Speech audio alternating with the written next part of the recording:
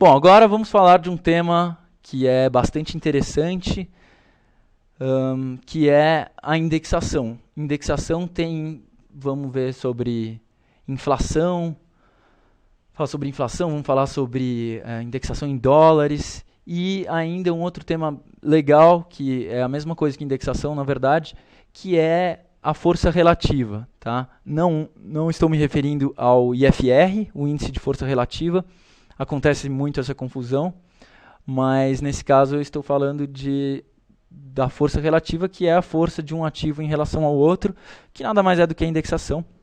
Então vamos ver isso com mais calma. E vamos falar também de escala logarítmica e escala aritmética. Vou começar por esse tema. É um tema que o nome parece bastante confuso, né? Escala logarítmica. Eu lembro que na época da faculdade eu ficava tentando entender a fórmula matemática por trás da escala logarítmica e por que usá-la, fazia uma baita confusão.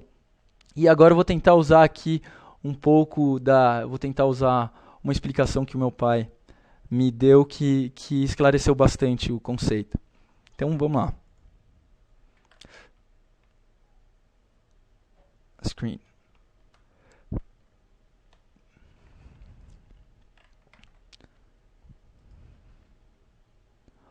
Vamos ver se esse gráfico é um bom gráfico para eu dar o exemplo. Tá? Então estamos aqui no gráfico de Dow Jones.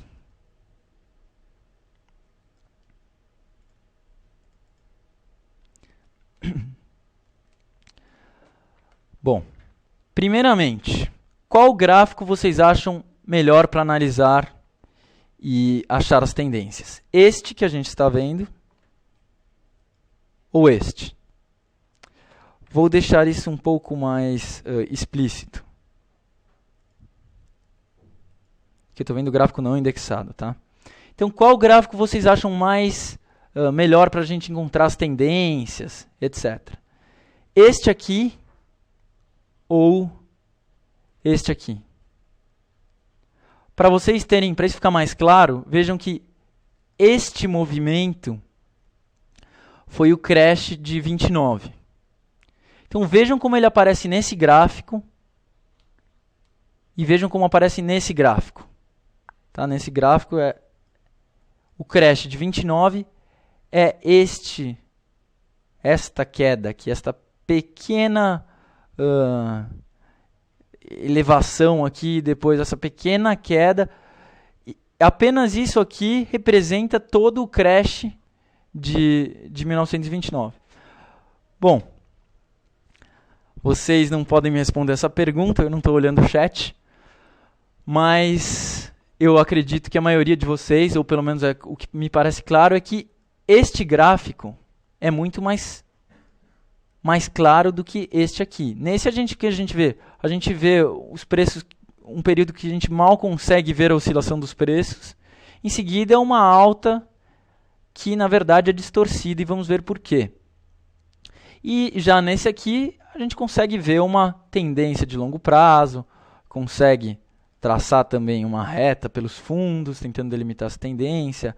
Os níveis de suporte e resistência ficam muito mais claros. Aqui, aquela baita resistência que a gente viu na última quinta técnica, que é abaixo dos 1000. Né? Então, vamos tentar entender o motivo pelo qual isso acontece. Esse gráfico eu acho que não está tão claro. Deixa eu tentar pegar um.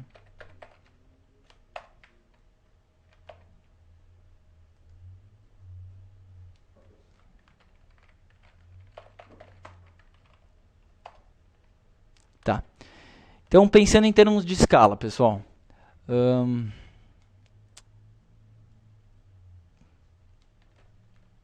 Ok. 2 para 4.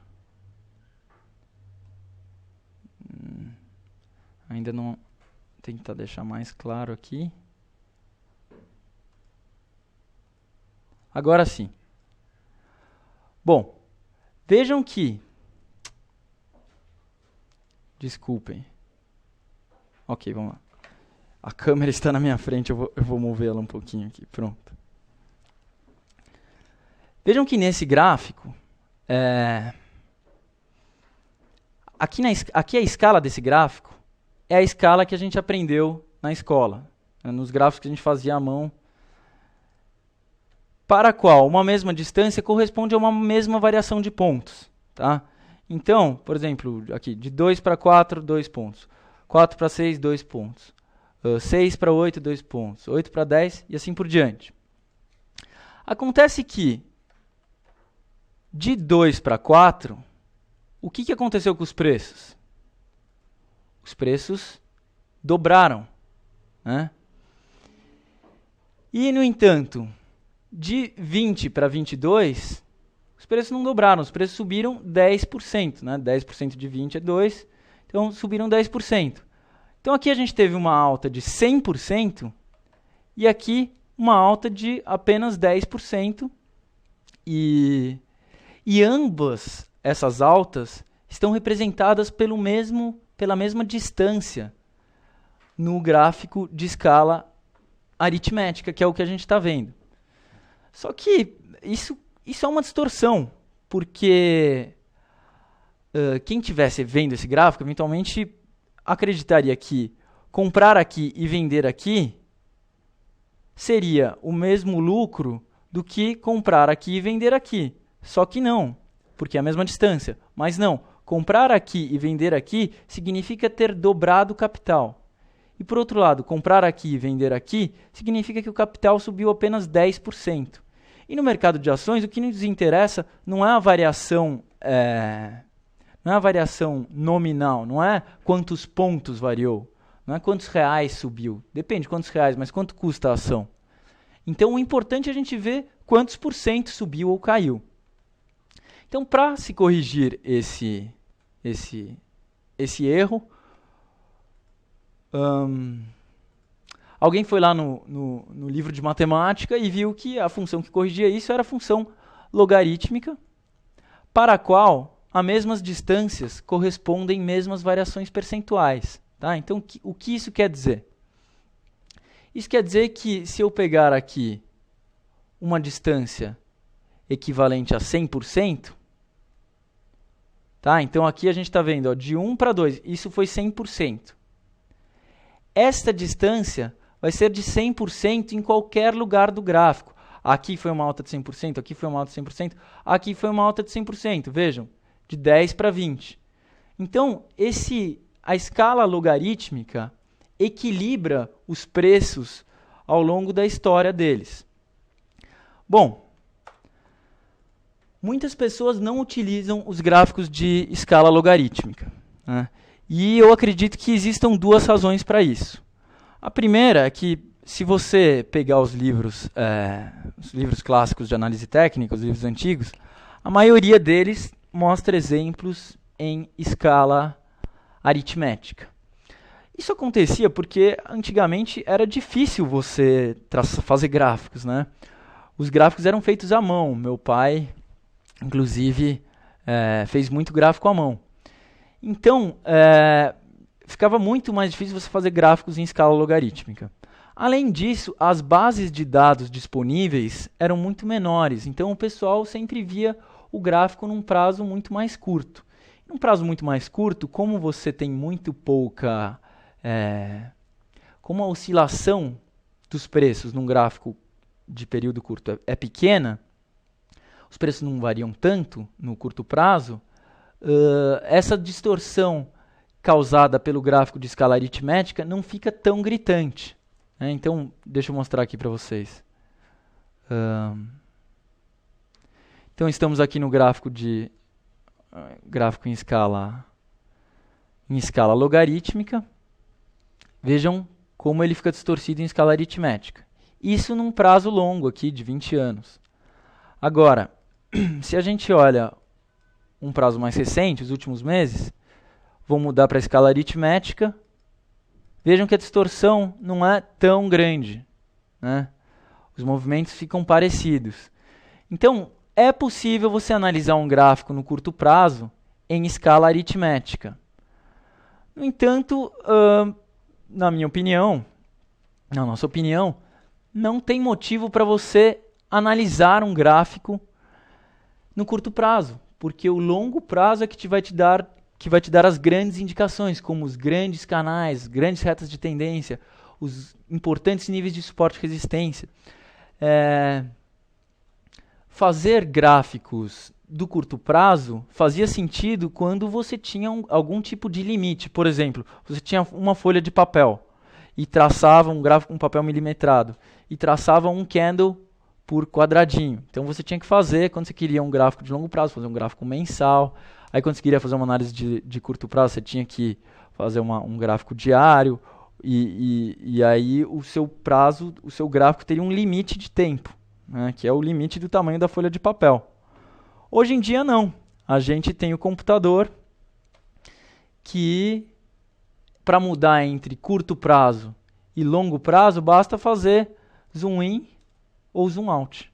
Então, eu não vejo motivo pelo qual as pessoas utilizem o gráfico em escala aritmética e acredito que a análise técnica deve ser feita em gráficos de escala logarítmica. As pessoas que operam índices, operam mercados futuros, commodities, muitas delas, e até em alguns livros está escrito, que nesses casos não é necessário utilizar a escala logarítmica, que o correto deve ser usar a escala aritmética. Isso acontece porque as pessoas estão muito preocupadas, eu acredito, com... Então vou abrir aqui o dólar futuro. Elas estão muito preocupadas com a variação em pontos, porque o importante é quantos pontos o ativo vai variar. Então elas estão preocupadas com a variação nominal desses preços. Mas eu discordo. Eu acho que mesmo tendo essa preocupação, o correto é ver os gráficos em escala logarítmica, mesmo esses gráficos de mercados futuros e commodities. Porque, por exemplo, aqui a gente está vendo, parece que essa queda aqui foi umas 4 vezes, ou esta alta foi umas 4 vezes maior do que esta alta aqui. Quando isso não é verdade. Tá? Elas são praticamente do mesmo tamanho quando a gente pensa em termos de variação percentual. E eu acredito que o correto seja você analisar o dólar levando em consideração principalmente a variação percentual do dólar e não quantos centavos subiu ou desceu, né, quantos pontos. Mas isso é a minha visão e a razão pela qual eu utilizo gráficos em escala logarítmica. Ok, pessoal. Bom, vimos então escala log, escala aritmética. Júnior, tem alguma dúvida sobre esse tema? Não, a gente respondeu com mensagem que você falou, já foi explicado tudo. Tá, que bom. Então, pessoal, vamos voltar aqui. Agora vamos falar da escala da indexação. Em primeiro lugar, então, mais uma vez, mostrar um gráfico para vocês. Vejam, pessoal, é o gráfico de Petrobras, Petri 4, desde 1986. Vejam que interessante. Aparentemente, olhando esse gráfico, em primeira impressão é que ele só sobe, né? Que não existem quedas. Mas é interessante de observar que durante esse período, aparentemente houve uma alta vertiginosa, né? Que durou muito tempo. E a partir daqui, essa inclinação mudou, né? Alguém tem uma sugestão? Qual o motivo que vocês acham que gerou isso? Essa alta tão forte durante esse período. Vou dar uma dica. O ponto em que isso muda é 1994. Bom, a resposta é que em 1994 a gente teve o Plano Real. Né? A partir desse ponto a gente teve o Plano Real e a inflação brasileira diminuiu muito. Então, neste momento, os preços estavam... Quem tinha Petrobras via que o preço da sua ação estava subindo muito, né? Como a gente está verificando aqui. No entanto, todos os preços da economia também estavam subindo, né? Então, a ação do indivíduo estava subindo, mas o preço da escola também estava subindo, o preço da gasolina, o preço da comida e assim por diante. Então, se esses outros preços da economia tivessem subindo a uma taxa maior do que estava subindo a ação da Petrobras, os investidores, na verdade, eles estariam perdendo dinheiro, porque eles poderiam estar ficando, a ação deles valia um pouco mais, mas os gastos deles se tornavam muito maiores. Então, se a inflação nesse período tivesse sido acima da alta das ações, na verdade, esses investidores, embora estivessem vendo o preço das suas ações subir, estavam perdendo dinheiro. E, por outro lado, se esses preços se os preços da economia em geral tivessem subindo, mas a uma taxa menor que os preços da Petrobras, os investidores estariam sim ganhando dinheiro, né? Petrobras estaria tendo uma alta real, né? O preço real de Petrobras estaria subindo. Só que estaria subindo a uma taxa menor do que esta aqui, né? Então, quando a gente tira a inflação, a gente constata isso. Né? Então, esse é o gráfico aqui de Petrobras sem inflação, indexado pelo dólar. Né? Vou abrir para vocês aqui um gráfico, que é o gráfico da própria inflação. Vejam que interessante. Esse gráfico aqui, cujo código no terminal enfoque é EIGPDI 3, ele é o gráfico do IGPDI, que é o mesmo índice que o IGPM, só que a divulgação dele, ele conta um período diferente. Então, só mudam datas, mas é a mesma coisa do IGPM. E o importante é que ele é o ativo é o índice de inflação mais antigo que a gente tem no Brasil. Então, com isso, a gente consegue indexar gráficos que tenham um período longo, como o Ibovespa, por exemplo, ou o dólar. Bom, então aqui fica claro, olha que legal, pessoal. Esse índice é um índice que mede os preços da economia, uma média dos preços da economia. Então, para fazer esse tipo de índice, os responsáveis coletam os preços de comida, gasolina, de um monte de coisa e fazem o que eles chamam de uma cesta de bens. E aí vão vendo se, na média, qual que é o preço dessa cesta. Está subindo, está caindo, está estável? Vejam que interessante que eu reparei hoje aqui. Não sei se dá para ver aqui uma breve estabilidade nos preços. Né? Vou dar um zoom. Aqui a gente tem uma breve estabilidade. Isso aqui, se eu não me engano, 86, é o plano cruzado, né? Algum congelamento de preços que a gente teve em algum plano inflacionário. E também para a gente ter uma ideia, vamos pegar uma inclinação crítica aqui. Vamos pegar este momento aqui. Este momento de 89 a 1990, os preços tiveram esta alta aqui. Tá? Isto corresponde aproximadamente a 1900, quase 20.000% de alta nos preços. Significa que os preços subiram 20 vezes em um ano, eu acho que é isso. Então é uma alta gigantesca, né? Então é simplesmente impossível a gente analisar um ativo no longo prazo sem indexá-lo. Tá? Bom, a gente pode utilizar, para indexar, a gente pode utilizar basicamente um índice de inflação, como o próprio IGPDI 3, o IGPDI, né, que no nosso terminal é IGPDI 3, ou também o IGPM, o IPC, o IPCA, ou então a gente pode usar uma moeda, né? Por exemplo, se a gente indexar pelo dólar, a gente vai ver qual que foi a variação, o lucro ou o prejuízo que uma pessoa, que um investidor que comprou uma ação com $1, pôs $1 e comprou a ação, ele teria tido. Né? Vamos entender isso melhor. Tá? E eu quero mostrar para vocês também por que a gente indexa pelo dólar. que nós usamos o dólar como indexação, e mostrar os benefícios que a indexação, especificamente a indexação por dólar, nos trouxe até hoje e acreditamos que vai continuar trazendo. Voltando à tela. Bom, então esse aqui é o gráfico não indexado de Petrobras.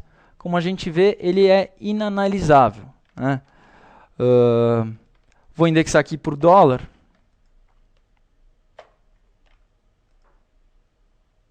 Pronto. Então agora eu indexei esse gráfico pelo dólar, tá? O que significa indexar um gráfico por outro, ou simplesmente indexar um gráfico? Significa que eu vou fazer um gráfico aqui novo, Petri 4, não indexado. Deixa eu ver uma data boa aqui, 11 de março de 87. Eu vou comparar esse gráfico, indicadores, editar, comparativo, com o gráfico do dólar. Não, tanto faz. Então aqui a gente tem o gráfico de Petrobras e o gráfico do dólar, tá? O gráfico do dólar não tá o que a gente está vendo aqui são os valores de Petrobras, não do dólar. Quando a gente indexa um gráfico pelo outro, a gente vai fazer o quê? A gente vai simplesmente dividir esta série aqui, que é a do gráfico de Petrobras, por esta série, que é a série do dólar. Então, nesse dia, a gente vai olhar, quanto que valia Petrobras nesse dia? Ó, Petrobras nesse dia valia, aqui, um real, né? Aqui em 94. Tá, Petrobras estava valendo R$1. E o dólar estava quanto? O dólar estava... esse preço aqui não é válido, então... mas digamos, X reais, né? Então eu vou dividir R$1 por X reais e a gente vai ter o preço da Petrobras em dólares, tá? Então é isso que acontece quando a gente indexa.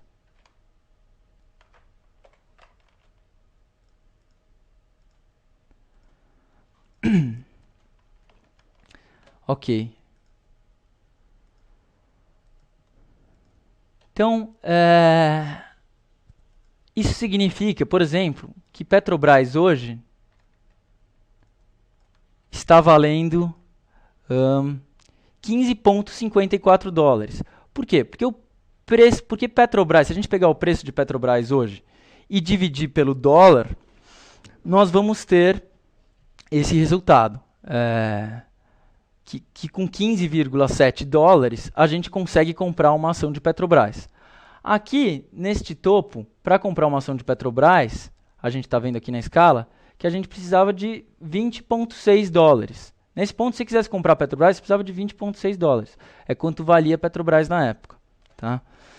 Bom, então, quando a gente simplesmente indexa um ativo pelo outro, a gente vê a escala... O valor da escala é o valor do ativo indexador, né? Então, aqui a gente pegou o Petri 4,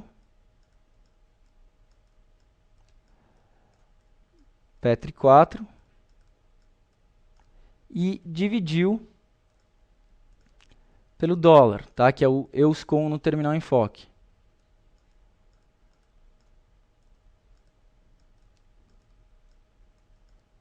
Ok. Então, o valor que a gente está vendo aqui na escala é o valor em dólares de Petri 4. Quantos dólares você precisa para comprar uma Petri 4? Tá? Ok. Mas, às vezes, a gente não quer ver o valor em dólar de Petri 4. Por exemplo, se eu tivesse usado um índice de inflação, o índice de inflação ele está na casa de acima de 1.000 pontos, eu acredito. Então, imagina, o preço de Petrobras, que deve 20 e poucos, 30, dividido por 1.000. Ia ficar um valor que a gente não ia conseguir entender nada. Então, o que a gente faz é que a gente simplesmente corrige, a gente indexa E depois a gente fala, ok, mas se eu quisesse ver toda esta série no preço em reais, o que eu tinha que fazer? Eu tinha que ver, multiplicar toda ela, esse EUS com o dólar, pelo valor do dólar de hoje, deste dólar aqui. Então, eu dividi toda a série de Petrobras por toda a série do dólar, tá? Que são números fixos, e eu ia ter que multiplicar todo mundo pelo valor do dólar de hoje.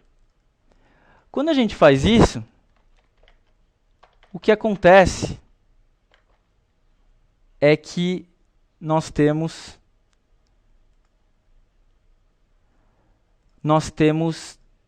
a escala em reais, tá? Porque o dia de hoje vai ficar... no dia de hoje a gente vai estar dividindo Petri 4 de hoje pelo dólar de hoje e multiplicando pelo dólar de hoje. Então, a gente vai cortar aqui e a gente vai ter o valor de Petri 4. A diferença é que o gráfico, a gente vai fazer isso no gráfico todo, então todo o gráfico vai subir, tá? Então, na prática, o que acontece é que a gente tinha uma escala, quando a gente mudar, a gente vai ter outra escala. A gente vai ter escala em reais e essa escala leva em conta o valor do dólar de hoje. Como ela leva em conta o valor do dólar de hoje, sempre que a gente tiver, todos os dias, a escala vai mudar um pouquinho. Sempre que a gente tiver uma variação no dólar, a escala vai mudar um pouquinho, tá? Bom, esse é um ponto um pouco complexo, um pouco difícil. O importante é a gente entender que a gente tem duas formas de indexar. Ou a gente vê os ativos com o valor do indexador, tá? Que nesse caso é o dólar. Então, ou a gente vê Petri 4 em dólares, ou a gente simplesmente inflaciona o passado. Isso significa utilizar o dólar para corrigir o passado. Tá? E a escala vai estar em real. Nós costumamos usar esta indexação porque facilita o trade, né? A gente quer ver a escala em real e não em dólares, tá? Para conseguir entender, né? Agora sim eu consigo entender mais facilmente. Tô vendo Petrobras aqui, o valor 27,58, que é quanto está valendo Petrobras. Vejam, inclusive, que está sobre esta reta de suporte, assim como o Ibovespa. Então é isso que a gente começa a usar. Bom, pessoal, esse é um tema... Uma pergunta. Tá. Placo pediu para você colocar um gráfico de Petro indexado por petróleo. Legal, tá. Vamos fazer essa indexação. Placo. Petro indexado por petróleo. Pessoal, foi um pouco... Esse tema é um pouco confuso, mas eu achei que era importante tentar explicar para vocês, porque nós só utilizamos gráficos indexados em dólares, os gráficos de ações brasileiras. E o principal motivo pelo qual a gente faz isso é que a gente tem uma enorme harmonia nos gráficos. Mas também vale lembrar que muitos investidores estão preocupados com a variação em dólares da ação. Quem? Investidores estrangeiros, investidores que estão negociando as ADRs brasileiras, que muitas vezes têm um volume bem maior do que as suas respectivas as ações das empresas aqui no Brasil. Então, faz sentido a gente pensar na importância do dólar. Mas o motivo principal, além do fato de a gente corrigir a inflação, né, porque o dólar tem inflação também, né, o dólar perde valor. Mas, quando comparado com o Ibovespa, com o real, é uma perda muito pequena de valor. Então, o principal motivo pelo qual a gente indexa os ativos pelo dólar é a harmonia que a gente vê nos preços, né? Como a gente já viu algumas vezes, esse canal aqui de Petri 4, que fica ainda mais claro em Petri 3, assim como o canal de alta do Ibovespa, que a gente já viu, ele só é possível porque a gente tem este fundo aqui, e a gente só consegue esse fundo porque o gráfico está indexado, até porque esse fundo ele é de 1991, ou seja, anterior ao Plano Real. Né? Então, gráficos não indexados a gente só consegue analisar a partir de 1994, quando se iniciou o Plano Real. Então, se a gente não tivesse indexação, o máximo que a gente teria de base seria isso aqui. E a gente não conseguiria, não tendo este fundo, traçar com precisão esse canal de alta, por exemplo, que já nos deu e pode vir a continuar nos dando indicações preciosíssimas, né? Como quando os preços tocaram aqui logo antes da crise. Então esse é o motivo pelo qual a gente utiliza a indexação em dólares. Só que o que acontece? Muitas vezes, vou abrir o gráfico do Ibovespa aqui. Quando a gente vê o gráfico literalmente em dólares, qualquer preço que a gente projetar nesse gráfico vai ser sempre este preço, tá? Então, digamos, este topo que está em torno de 10 mil pontos, ele sempre vai estar em 10 mil pontos. Por quê? Porque a cotação do Ibovespa naquele dia, dividida pela cotação do dólar daquele dia, ia dar 10 mil pontos. Então, isso é eterno. Agora, imagina que você, analista, fez a sua análise de Elliott, digamos,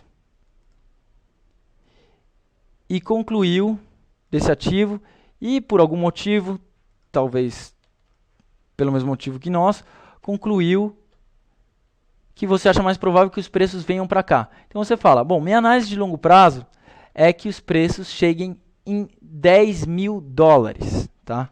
Quando a gente vê os preços em reais, 10 mil dólares, isso não era para ter acontecido, bom, 10 mil dólares correspondem hoje a aproximadamente 1,80, né? Então é aproximadamente 18 mil pontos, tá? Acontece que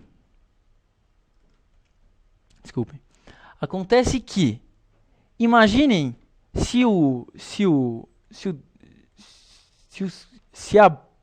tô gaguejando. Se a bolsa de fato tiver uma queda tão acentuada, muito provavelmente o dólar vai ter uma alta acentuada também. Então 10 mil dólares que hoje correspondem a 18 mil pontos, com o dólar a 2, vão corresponder a 20 mil pontos. E com o dólar a eventuais 3, isso vai corresponder a 30 mil pontos. Então pode ser que você acerte que a bolsa chegue em 10 mil pontos, mas se você falar a cotação em dólares, ou melhor, em reais, tomando como base o real de hoje, talvez você acerte, mas não acerte o número em real. Então, quando a gente faz projeções de longo prazo, é sempre importante, além de a gente falar o nível de hoje, utilizando o valor do dólar de hoje, é sempre importante que a gente fale qual que é o nível em dólares, ou seja, 10 mil dólares e não 18 mil pontos em reais. Porque 10 mil dólares vão ser sempre 10 mil dólares. Se o real tiver a 3, então vai ser 30 mil pontos em reais. Se o real tiver a 2, vai ser 20 mil pontos em reais. Eu estou com uma pergunta pendente, já vou responder. Eu só quero terminar aqui a sequência, porque tem a ver com o que a gente vai falar um pouco mais para frente, que é a força relativa e outros tipos de indexação. Bom, passada essa parte um pouco maçante de teoria, agora vamos ver uns exemplos legais. Quero mostrar para vocês o dólar, a variação do dólar, o preço, variação real do dólar, e depois vamos fazer umas indexações bacanas, como essa de indexar Petrobras pelo petróleo, que não vai ser uma indexação perfeita, porque Petrobras está em reais e o petróleo em dólar, mas vamos ver como é que fica. E outras coisas também. Por exemplo, o petróleo em ouro é uma indexação que eu gosto de fazer. Então, vamos voltar. Eu quero mostrar para vocês o dólar. Tá? Então, aqui, novamente, o dólar não indexado, o dólar fica assim. Porque durante esse período esse é o dólar desde 63, né? Durante esse período de grande inflação, o dólar também tinha que subir para acompanhar, para manter o seu valor, né? Aqui aquele período de congelamento dos preços novamente. Então o dólar também tinha que acompanhar, porque ele não podia perder valor só porque a gente estava tendo inflação aqui.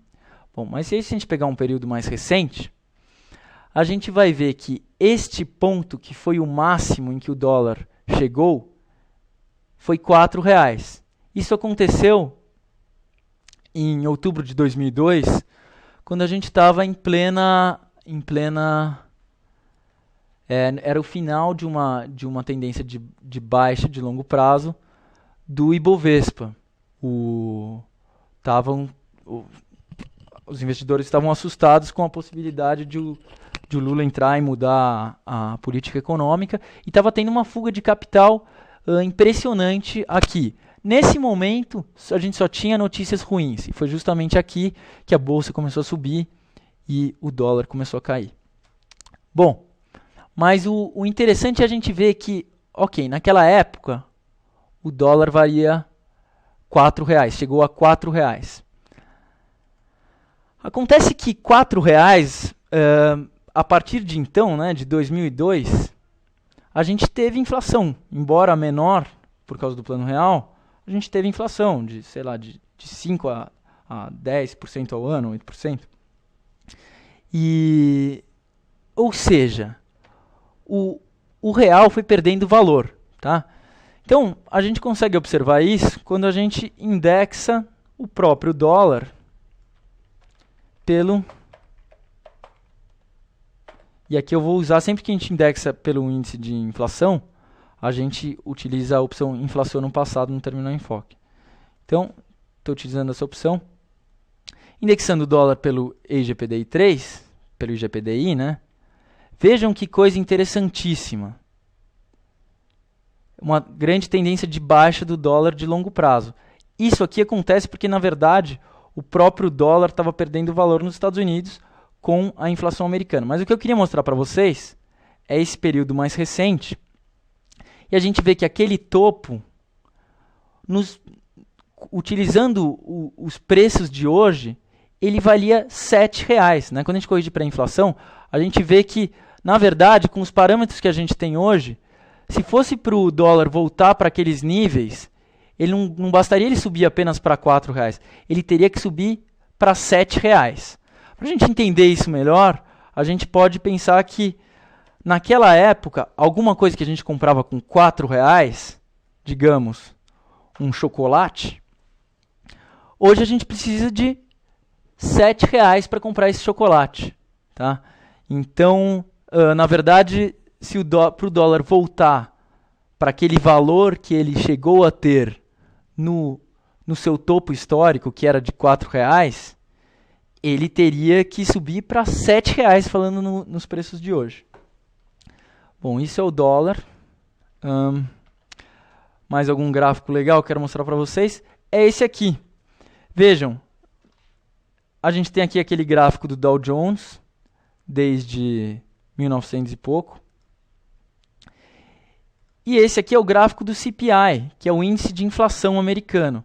Olhem que interessante aqui, durante esse período, na verdade a inflação foi negativa, né? Os preços caíram. Então é o que os economistas chamam de deflação. E aqui a gente tem uma inflação considerável, mesmo sendo Estados Unidos. Se a gente pegar toda essa alta aqui, vamos ver quanto foi aproximadamente. Todo esse período de um século, mais ou menos, os preços variaram 22.000%. Então, isso quer dizer que, basicamente, que hoje, que com $1 você comprava o que você compra hoje com $20. Então, digamos, se uma calça jeans hoje custa $20, você comprava essa calça jeans no começo do século com apenas $1. Tá? Ou seja, o dólar perdeu o valor. As coisas ficaram mais caras nos Estados Unidos também. E vejam que interessante, nesse período que a gente tinha visto que o Dow Jones ficou acumulando abaixo de 1.000, que é uma resistência psicológica muito importante, a casa dos 1.000 pontos, os outros preços na economia possivelmente provavelmente porque não estavam abaixo de uma resistência tão importante, continuaram subindo. Então, na verdade, quem tinha dinheiro aqui durante esse período, olhando para o preço das suas ações, que estava sempre um pouco abaixo de 1.000, podia achar que estava com a sua carteira estável. Mas, na verdade, estava perdendo dinheiro, porque as suas ações estavam valendo a mesma coisa, mas os preços da economia estavam subindo muito. Então, quando a gente vê esse gráfico, tira essa inflação, fazendo como? Indexando, dividindo esse gráfico por este gráfico, a gente tem o índice de inflação americana, o CPI, que no Terminal Enfoque é ECPI. A gente tem que aquele período em que o gráfico ficou abaixo dos 1.000, foi este período aqui. Ou seja, houve uma queda no valor real dos preços, né? Este é o gráfico de Dow Jones sem inflação. Ou seja, é a oscilação real do Dow Jones. É quanto que o investidor realmente conseguiu ganhar, teve um lucro verdadeiro, né? Ou uma perda verdadeira. Quanto que aumentou o poder de compra daqueles que tinham ações. Então a gente vê que, na verdade, ocorreu essa queda. Então, nos Estados Unidos, também existe o problema da inflação, que é importante de ser observado, principalmente quando a gente analisa o gráfico num prazo muito longo, como é esse caso desse gráfico do Dow Jones.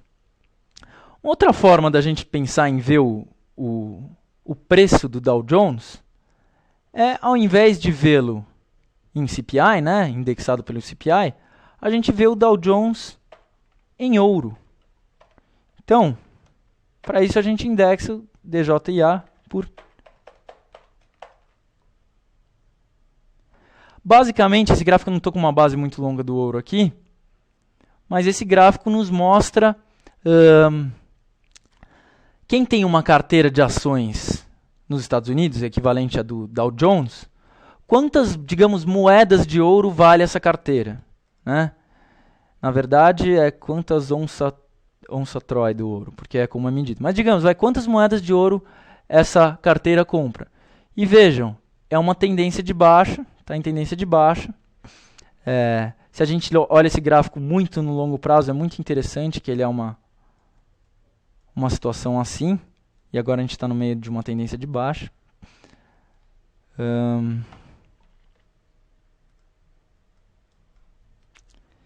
E, enfim, esse gráfico também nos dá indicações super importantes, como este nível de resistência, né, e assim por diante. É um gráfico bastante harmônico também, interessante de ser visto. O ouro vai ser sempre ouro.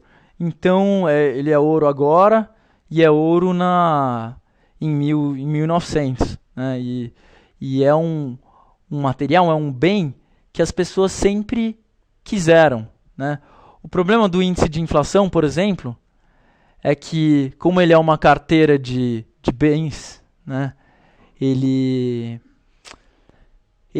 as pessoas medem para fazer o índice, elas utilizam os bens mais significativos na economia. Então, por exemplo, se hoje em dia o preço do automóvel é um bem muito significativo, em 1800 provavelmente era da carroça, né, ou do cavalo, qual que era o mais importante.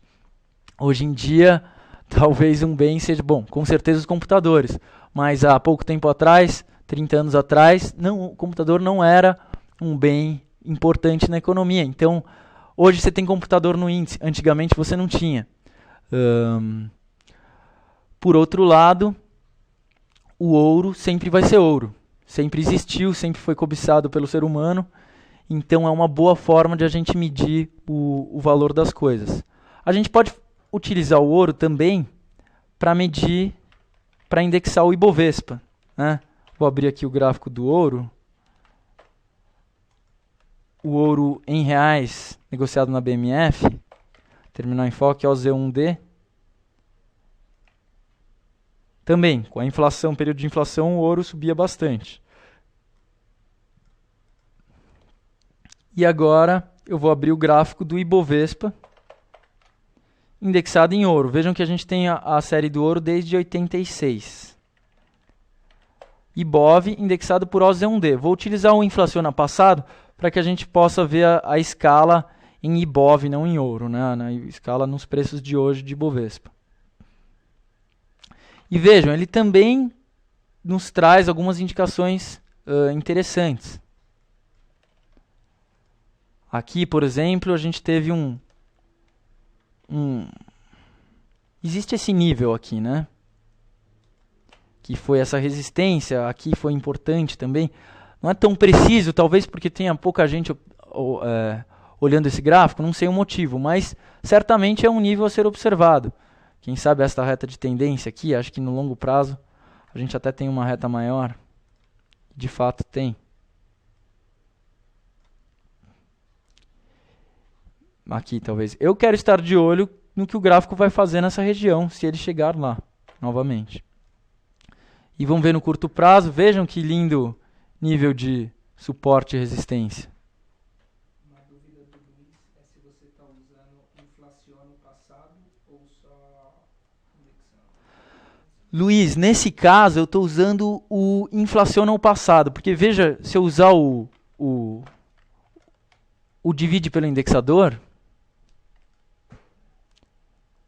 eu até posso usá-lo, mas aí eu tenho uns números que são aqui, ó, 904. Porque o Ibovespa, enquanto o Ibovespa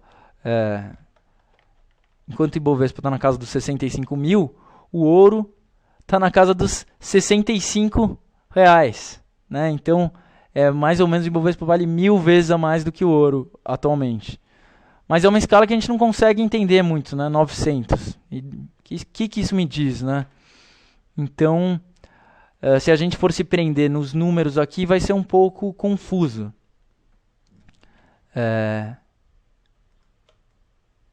Na verdade, isso diz que com uma carteira do Ibovespa que vale 65 mil, você consegue comprar 1000 lotes de ouro. O preço do ouro é 65 e que corresponde a 250 gramas de ouro. Então, se é 1000 vezes 250 gramas, é isso? Não, 65 é o preço da grama. É o preço da grama. Enfim, veja, é um número que fica muito confuso. Por isso, quando é com um número estranho assim e com índices de inflação, eu sempre utilizo o Inflaciona Passado. Tá?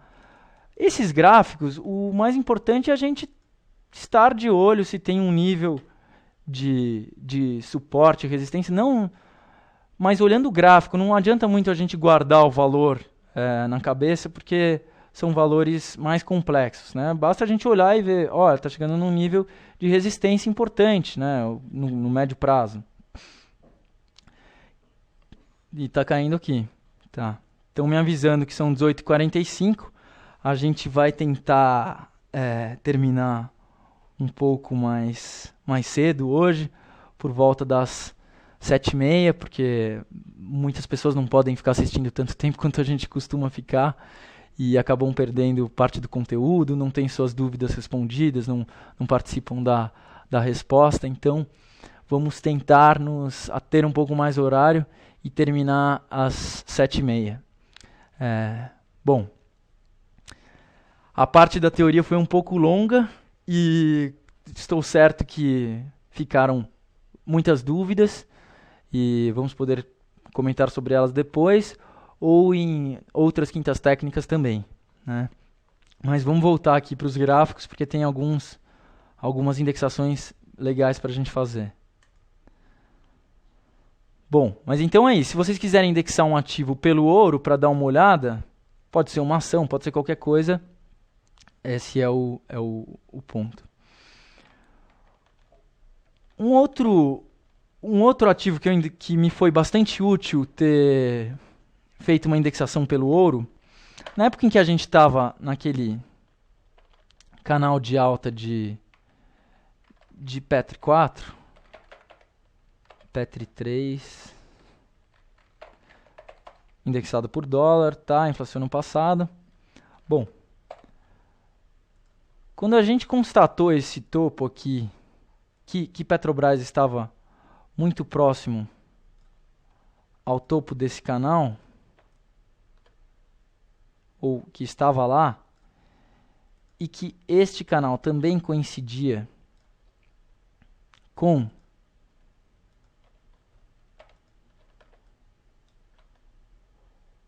os preços também estavam nesta reta guia, a gente foi dar uma olhada no gráfico do petróleo.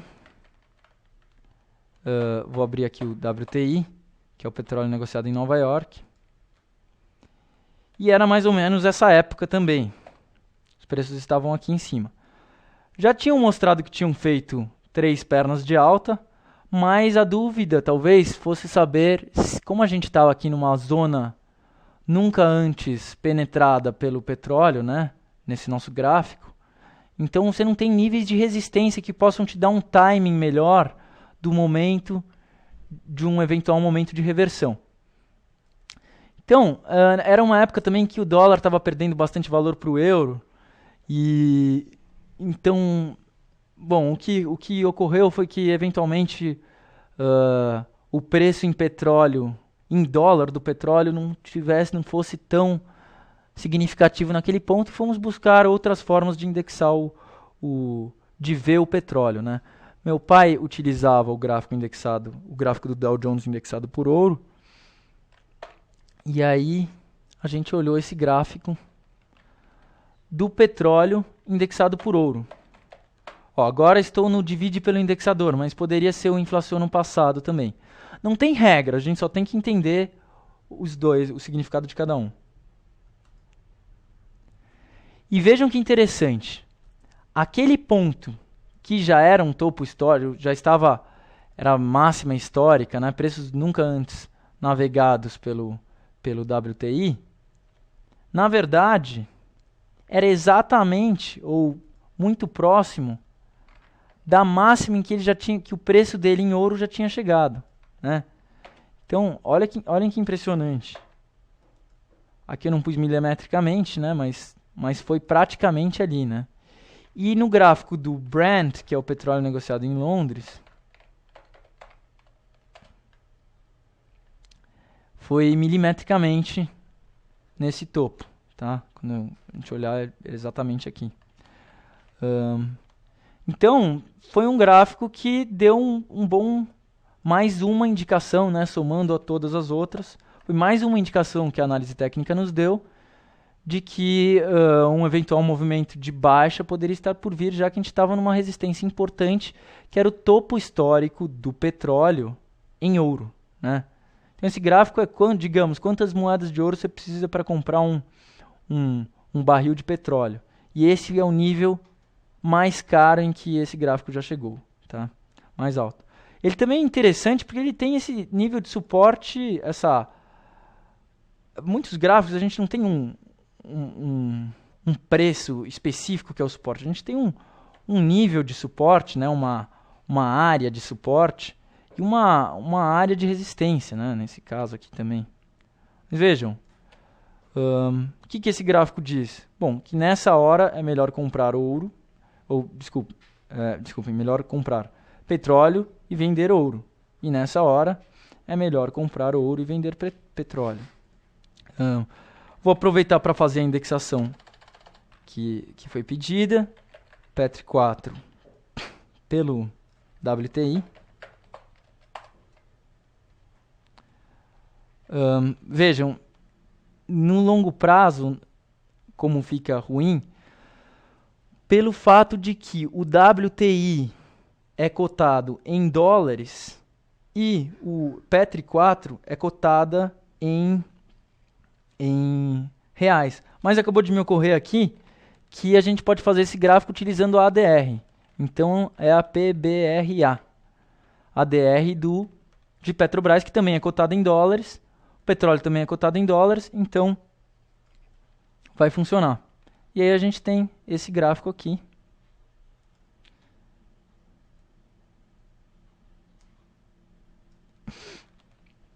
Olha, muito interessante, não tinha feito essa indexação. Um amigo meu tinha me pedido, eu estou devendo para ele, inclusive. Mas ainda não tinha feito. E foi muito boa sugestão. um belo canal de alta. Aqui a gente tem uma reta de tendência que foi rompida, é bastante interessante também. Esse topo foi rompido e desrompido. Enfim, o mais importante é que os preços estão próximos a esse canal. Aqui parece ter algo como um triângulo descendente. Uma coisa assim. Triângulo descendente foi rompido para cima. Esta é uma indicação, na verdade, altista. Mas eu não daria como confirmado esse rompimento para cima até que ele passasse pelo menos deste nível aqui. Tá? Bom, vamos tentar entender agora o que quer dizer esse gráfico.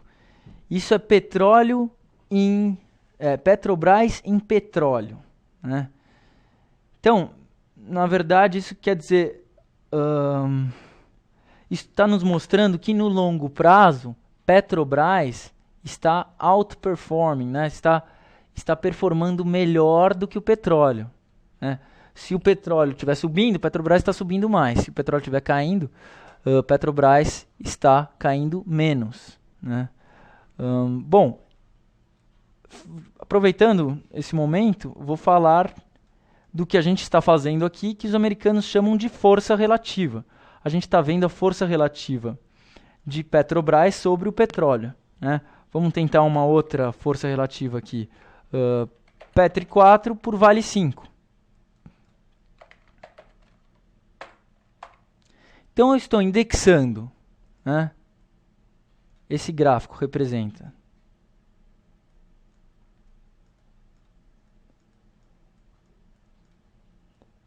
Petri 4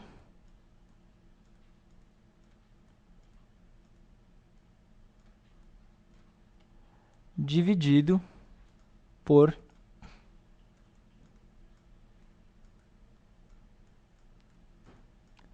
Vale 5. Vejam, é um gráfico bastante interessante, pessoal.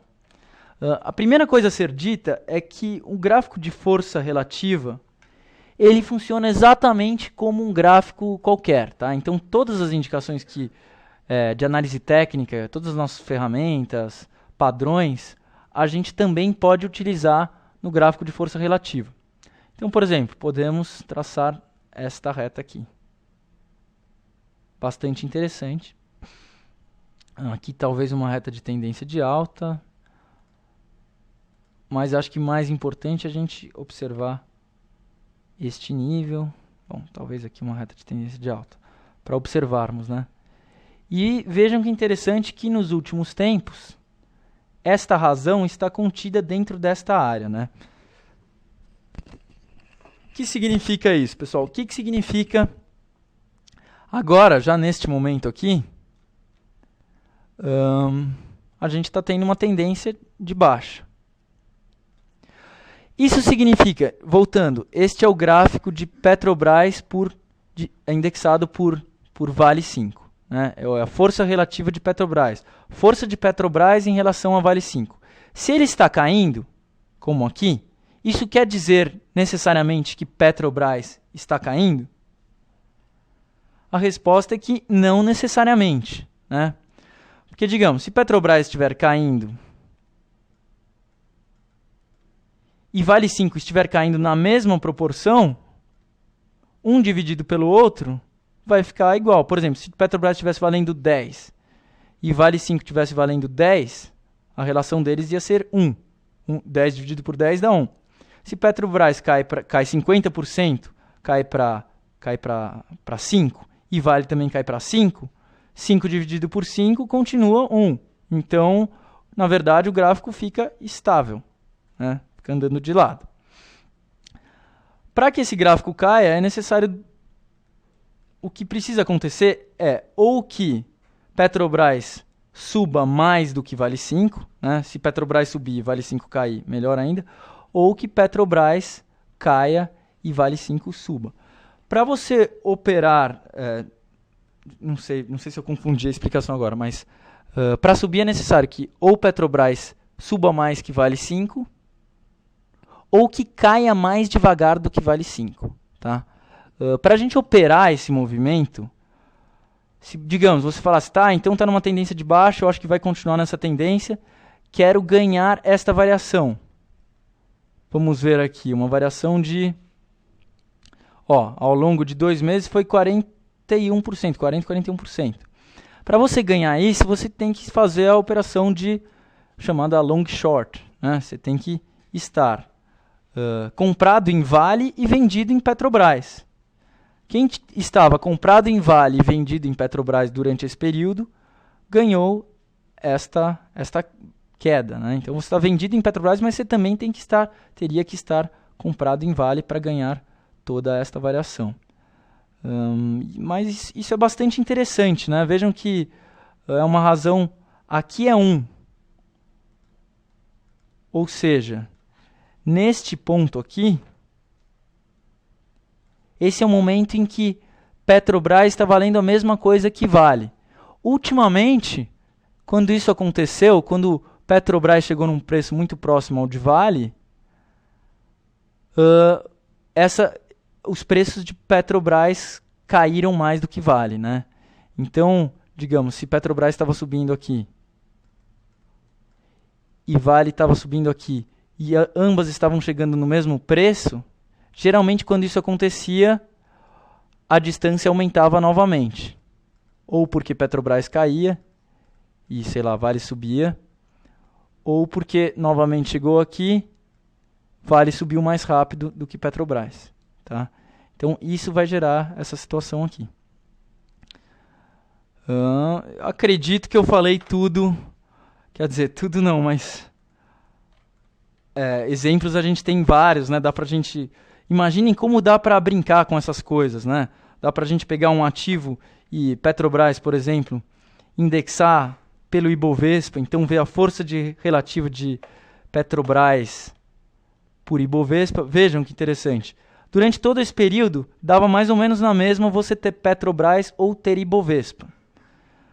Nesse momento, foi melhor você ter Petrobras do que Ibovespa, né? E Petrobras estava outperforming o Ibovespa. Né? Então, se fosse para escolher as duas,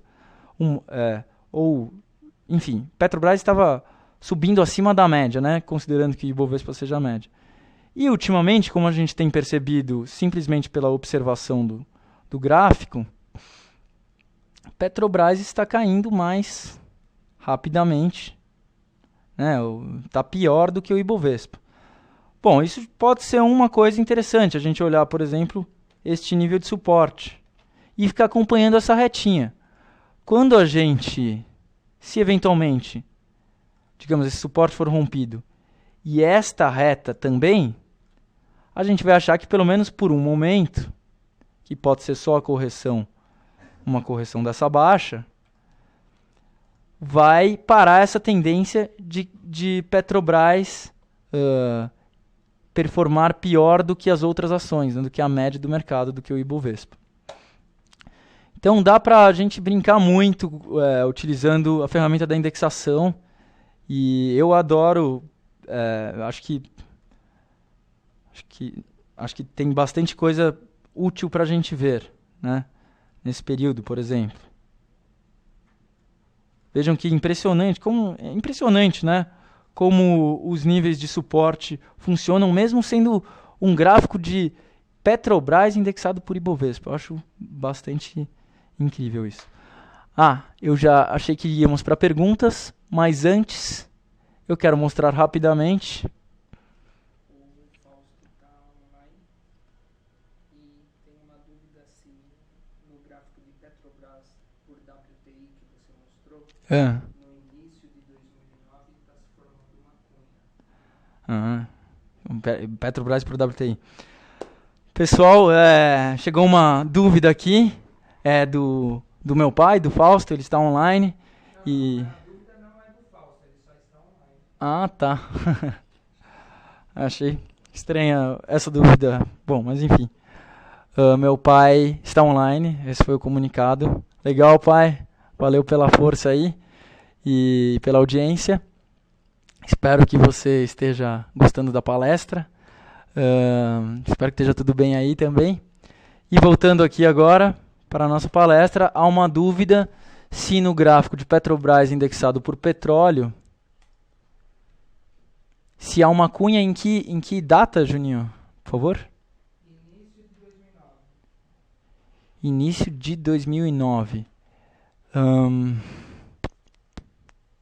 Poxa. Eu estou... Bom. Não estou identificando uma cunha aqui. Ó, início de 2009 é aqui. Seria bom se eu pudesse ver a tela do usuário também. Para a gente identificar onde que ele... Qual é o nome do usuário, Juninho, por favor?